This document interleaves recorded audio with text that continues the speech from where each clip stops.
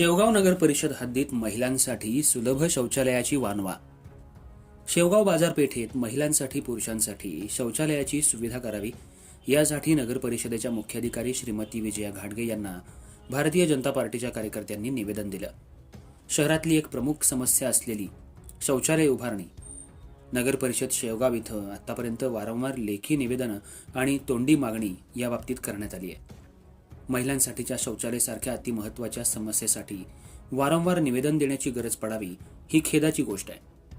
वारंवार तक्रार करूनही याबाबतीत गांभीर्यानं दखल घेतली जात नाही। भाजपचे डॉक्टर नीरज लांडे, अमोल माने, किरण काथवटे, जगदीश मानधने, अभिजित आव्हाड आणि इतरांनी निवेदन दिलं। सध्या शेवगाव शहराची लोकसंख्या जवळपास 50 ते 60 हजार आहे। लोक खरेदीसाठी शहराच्या मुख्य बाजारपेठेत येत असतात। इथं येणाऱ्या माता भगिनींसाठी शौचालयासारखी अत्यावश्यक सुविधा नसावी ही शेवगावकरांसाठी शरमेची बाब आहे। संपूर्ण बाजारपेठेत रोज हजारो नागरिक वावरतात। खेड्यापाड्यातून अनेक माता भगिनी खरेदी विक्रीसाठी शहरात येतात। व्यापारी वर्गाच्या दुकानांमध्ये शेकडो कामगार काम करतात। अशा सर्वांसाठी एक उपयुक्त असं सुलभ शौचालय उभारावं या मागणीसाठी सातत्यानं पाठपुरावा सुरू आहे।